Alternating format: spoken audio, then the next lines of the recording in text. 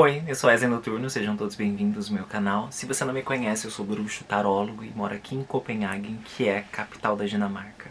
O vídeo de hoje é o retorno da Emily, aquela au pair que eu comentei o vídeo dela semanas atrás. Emily mandou mais um relato, então, Emily, bem-vinda de volta a casa. E se você quer mandar a sua história pra mim, mundowesleynoturno@gmail.com.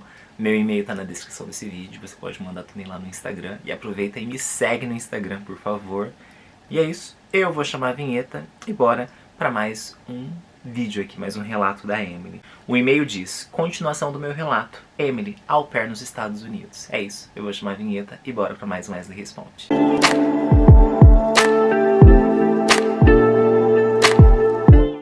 Oi Wesley, como vai? Desculpa a demora para te escrever novamente o meu relato. Aconteceram muitas coisas e eu irei me explicar. E depois quero contar como conheci o meu marido americano após au pair aqui nos Estados Unidos. Primeiramente eu quero explicar que na sexta-feira, quando o meu relato saiu no seu canal, a minha vida estava bem. Porém na segunda começou um pesadelo. Tentarei resumir. O meu pai, que mora no Brasil, é divorciado da minha mãe há alguns anos. Ele sofreu um acidente de caminhão durante a madrugada de domingo para a segunda. Ele dirige caminhões como transporte de máquinas pesadas, Brasil e América do Sul, há anos, e já teve acidentes com caminhão, mas nada como o seu último acidente, o qual lhe tirou a vida. Meu Deus, eu sinto muito de verdade. Segunda-feira minha família me ligou do Brasil para contar que encontraram o corpo do meu pai debaixo de um caminhão em Fortaleza. Nós somos todos de Goiânia e que só puderam reconhecer a identidade dele pelo uniforme que ele usava. Entraram em contato com a empresa e eles identificaram a família, sendo meu pai. Foi uma semana pesada. Meu pai estava sozinho em um hospital em um outro estado e eu nos Estados Unidos. Meu irmão em Londres e nossos outros irmãos menores de idade no Brasil. Ninguém poderia fazer muito. A atual esposa do meu pai, ela até foi lá, mas não deixaram ela entrar por conta de uma infecção que ele pegou extremamente forte. E ela conseguiu entrar na quarta por poucos minutos. E todo esse tempo não tínhamos informações do caso dele. Eu suspeito que a minha família, na verdade, não queria me falar nada pelo fato de eu estar longe. Na quinta eu recebi uma ligação do hospital que pedia autorização para a amputação das pernas do meu pai. Eu fiquei em choque. Eu não imaginei que era tão grave assim. E eles me explicaram que por conta da infecção que eles estava sofrendo, a única forma de tentar salvar ele seria amputando as duas pernas, então eu autorizei. Nem deu tempo da ligação terminar e eu digitar para mandar a mensagem para minha família e o meu irmão me liga. E na ligação estavam os meus demais irmãos. Estavam a minha irmã chorando e meu irmão também. Ele tentava me explicar o motivo pelo qual todos deveriam autorizar a amputação das pernas do meu pai. Ele explicou que foi que o tanque do óleo do caminhão estava muito quente e ficou derramando nas pernas do meu pai. Meu pai ficou preso nas ferragens e o óleo fritou as pernas do meu pai, fazendo com que o sangue nas pernas do meu pai cozinhasse. E ele ficou, ele ficou esperando socorro por 7 horas.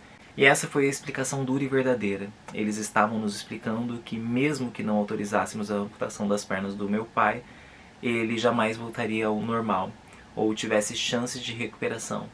Por isso deveríamos estar todos cientes que se não autorizássemos, meu pai correria risco de morte em 48 horas. Choramos todos na ligação e autorizamos. A cirurgia foi feita 1h30 depois da ligação. Fiquei sem chão. Passei todo o dia chorando, orando muito. Passou muita coisa pela minha cabeça. O processo de aceitação da nova forma física do meu pai. Eu estava loucamente me organizando para poder ir vê-lo no Brasil. E após isso tivemos muitas brigas, porque alguns membros da minha família não aceitaram o fato da amputação ter sido autorizada. O choque de realidade é muito forte. Ninguém quer aceitar uma realidade dessa, mas poucos sabiam que ele não estava consciente. Na verdade, ele foi encontrado inconsciente. Foi tudo muito pesado. Eu não sei escrever em palavras o que eu estava sentindo. Talvez, após algumas sessões de terapia, eu consiga me expressar melhor sobre tudo isso. Enfim, na sexta-feira, pela manhã, recebemos a notícia de que ele não resistiu. Ele teve uma parada cardíaca antes mesmo da cirurgia. E depois da notícia, tivemos a dor de cabeça de pedirmos a liberação do corpo para Goiânia. Demorou 4 dias para acontecer. Enfim, quando ele chegou em Goiânia, tivemos um velório de 45 minutos. E foi no dia do meu aniversário de 30 anos. Wesley, que pesadelo. Eu estou fazendo um resumo do resumo. mas foram dias tão longos, tão exaustivos, não deu tempo de ir ao velório e fazer uma viagem de emergência para o Brasil. Ainda toma uma demanda de dinheiro e muito planejamento. Eu estou começando o semestre da faculdade. O calendário escolar nos Estados Unidos é diferente do Brasil. Tentarei ir no Brasil nas férias de primavera, Spring Break, do próximo ano. Por isso, demorei retornar o meu contato com você. Eu não tinha cabeça. Me lembro que após o velório do meu pai, eu pude assistir via ligação, WhatsApp, e tive 2 provas de faculdade para fazer. Foi muita coisa na cabeça, enfim. Me perdoa pela demora. Que isso? Não se preocupa não. Gente, que história, que pesadelo. Eu tô lendo aqui, mas eu vou perguntar pra você se você quer que isso vá ao ar, tá? Se esse vídeo for ao ar, porque você autorizou. Eu não sei o que te falar. Eu sinto muito de verdade. Sinto muito. Eu não sei o que falar. Eu tô absorvendo aqui também.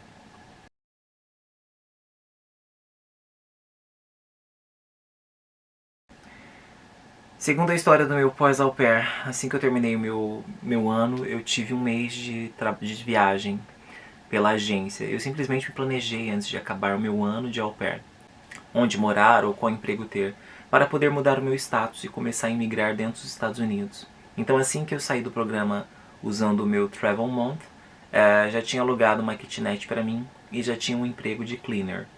Saí do au pair e comecei a morar sozinha. Morava a 3 minutos do meu trabalho.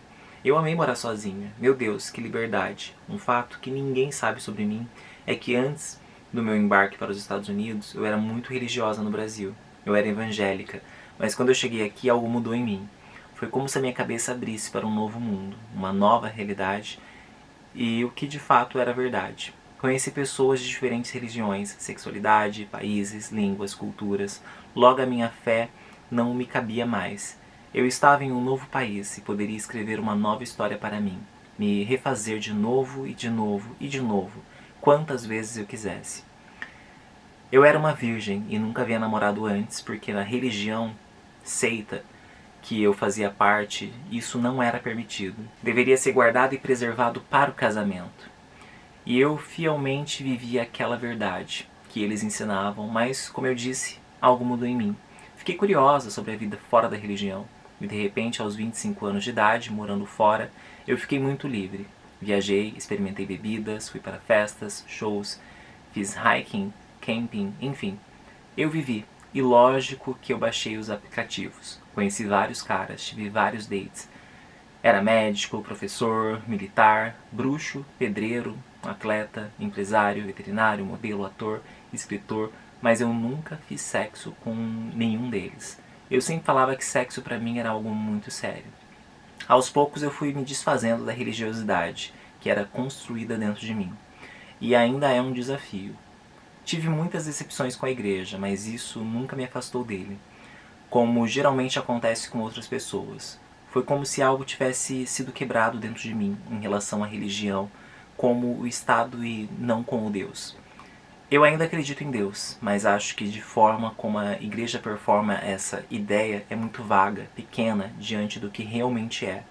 Eu sei que é complicado, enfim, eu me tornei agnóstica, mas ainda tenho traços religiosos dos quais eu tento me libertar. E é muito difícil se libertar de um dia para o outro. É um processo lento, mas eu consegui me conhecendo melhor no interior ao exterior. E ter dates meio que me ajudou.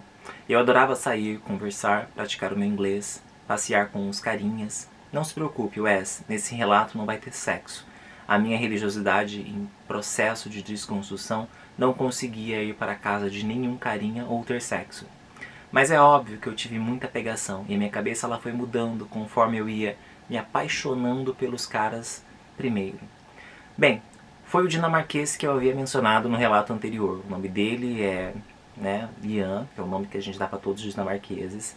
Ele morava lá e ele fazia PhD em economia. Chegou até a trabalhar numa equipe do atual presidente dos Estados Unidos. Enfim, me apaixonei por ele, mas eu sempre soube que não daria certo. Ele é Áries, eu sou virginiana, e também teve outro rolê que eu não queria, namoro, só curtição. O Insta dele, tá, ela passou o link do Instagram dele.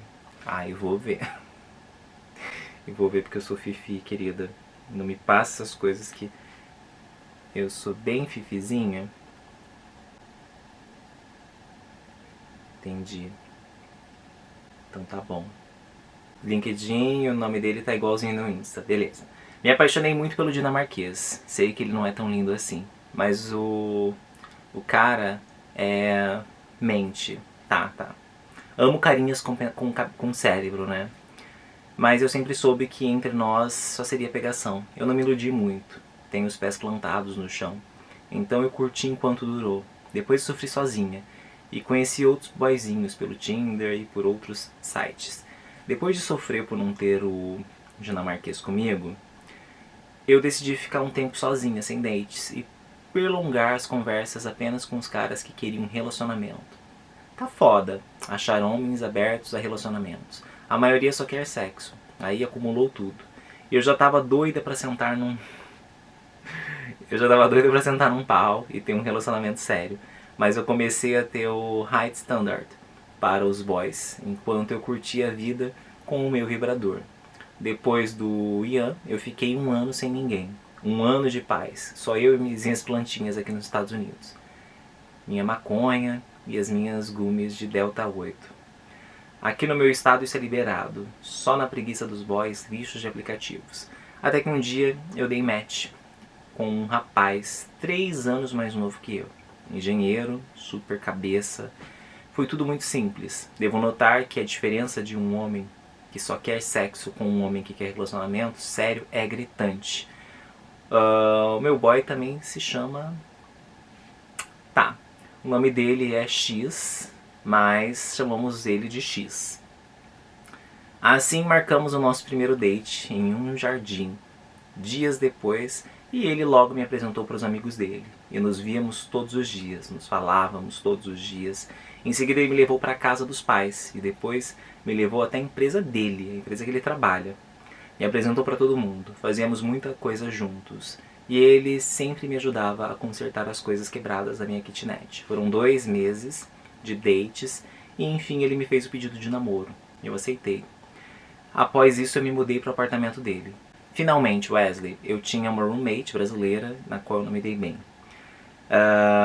Ele me ajudou com a mudança e em tudo. Fizemos 1 ano e 2 meses juntos. E ele me fez o pedido de casamento. Estava na deadline dos meus status e não havia mais como pedir extensão para nos casarmos. Eu peguei a cidadania, agora moramos juntos e estamos planejando a nossa cerimônia de casamento em Las Vegas. A lua de mel será num cruzeiro, rumo ao Alasca. Como eu disse, foi simples e foi normal o processo. Detalhe, sim, eu perdi a virgindade com ele. Ele veio de família religiosa, mas ele contou aos pais que ele era ateu aos 20 anos. E então, o bacana é que ele me entende quanto ao meu desconstruir religioso, já que ele passou por isso também.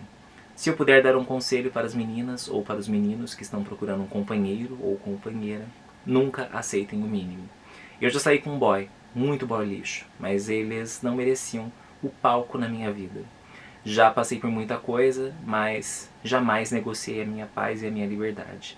Eu queria um relacionamento sério, e eu já ignorava todos que só queriam aproveitar de mim. E eu priorizo a minha academia, minhas plantas e a minha saúde mental e emocional. Graças a Deus o meu relacionamento até hoje é tranquilo de se viver. Tá, eu também sei que o amor não é tudo em um relacionamento e estamos trabalhando nisso, visto que somos 2 pessoas de background culturais diferentes. Eu e ele priorizamos a nossa paz e ter uma vida saudável. Amei a minha fase solteira, curti muito e agora eu estou em uma fase mais madura da minha vida. Entrei nos 30 e eu não tenho mais a paciência pelo drama e joguinhos, principalmente vindo de amizades.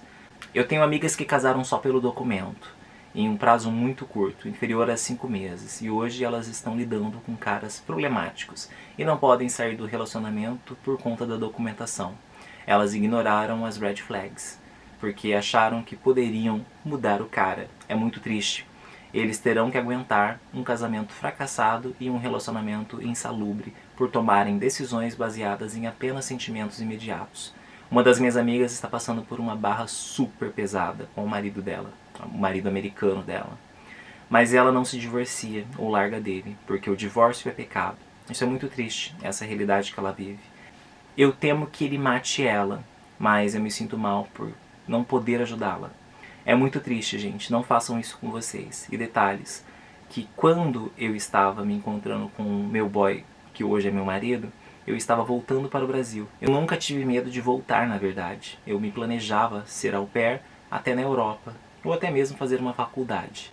Não tenham medo de largar ou começar do zero, meninas. Se a vida de vocês estiver em risco, por favor, corram. Não brinquem com a vida de vocês.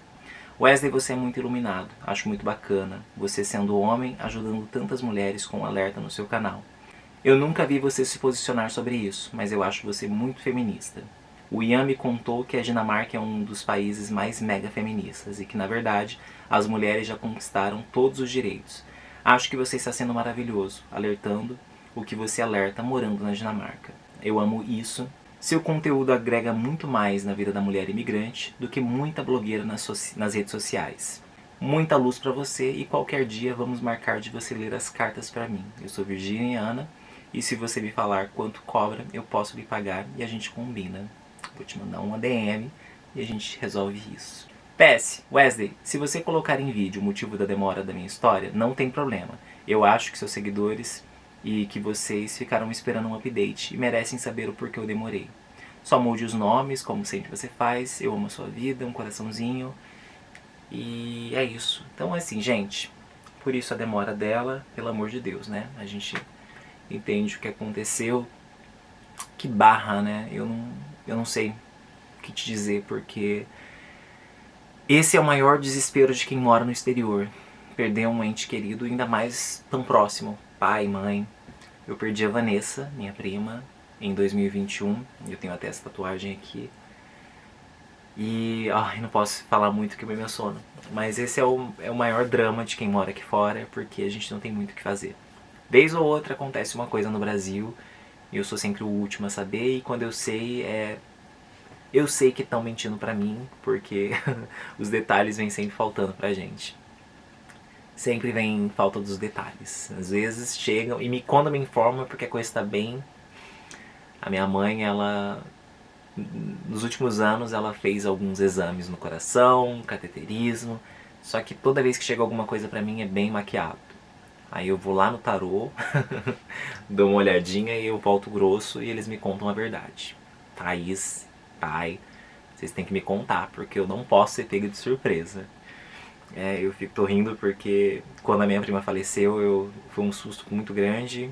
Eu tive uma paralisia facial durante alguns dias e fiquei péssimo, muito péssimo com tudo isso. Então eu não gosto de tomar sustos, eu gosto de estar ciente do que está acontecendo. E quando a gente mora no exterior, a gente não tem muito o que fazer. Eu tinha dinheiro, eu podia comprar uma passagem aérea, mas não dava. Por conta de 2021, né, gente? O ano do Covid. E porque às vezes não dá pra gente comprar uma passagem assim em cima da hora. Então eu entendo o que você passou. Isso não é fácil. Quando a gente tá aqui fora, a gente sabe que uma hora vai acontecer. A gente sabe que uma hora isso vai chegar nas nossas vidas. Mas a gente não tem muito o que fazer. A gente tem que segurar em alguma força maior. Deus, deusa, sua fé, sua religião, sua espiritualidade, os seus guias, os seus mentores, em alguma coisa. Porque não tem o que fazer. Mesmo que você compre uma passagem aérea, dependendo de como as coisas acontecerem, é muito rápido. A minha prima faleceu, eu tava aqui, eu deitei pra dormir, eu acordei e foi a mesma coisa. Eu pedi para que uma prima minha fizesse uma chamada de vídeo pelo WhatsApp para que eu, pelo menos à distância, pudesse acompanhar o velório. Foi muito rápido, acho que 1h30. Minha prima Fernanda foi lá na frente do caixão, fez a videochamada. Eu tava com fone de ouvido, eu pude ver a minha prima e quando eu não consegui mais acompanhar, eu só fiz um sinal para ela, falando: olha, tá bom, obrigada. Eu pude ver minha prima por alguns segundos e pedi para que ela desligasse a câmera.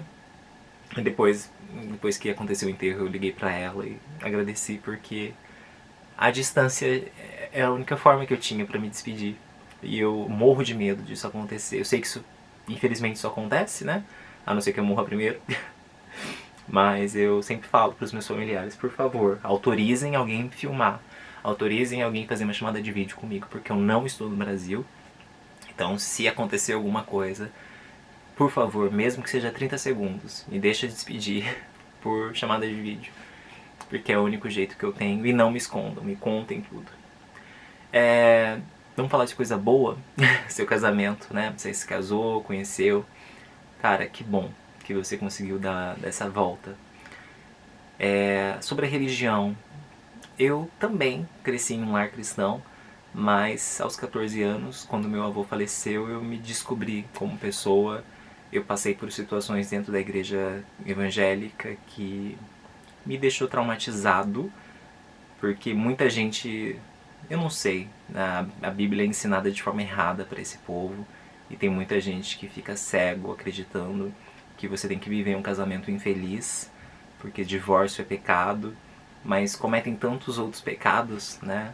Como, por exemplo, violentar crianças, roubar os seus fiéis com aqueles dinheiro lá que eles pegam, e você vê, né, as pessoas ali, os líderes, comprando grandes carros, construindo grandes casas, fazendo grandes viagens, e boa parte dos membros ali daqueles templos precisando de ajuda. Então eu acho muito...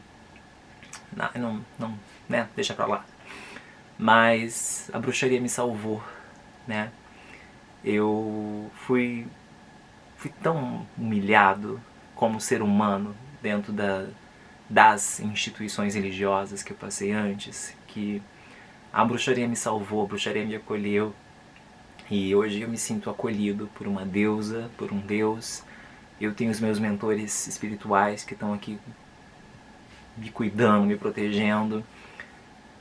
Tem aí muita divindade que eu trabalho e que eu sinto a proteção, eu sinto que eu não estou sozinho, e eu nunca estou sozinho. Eu ando com a minha legião aqui que me acompanha, me protege ao meu redor, tudo que acontece, enfim.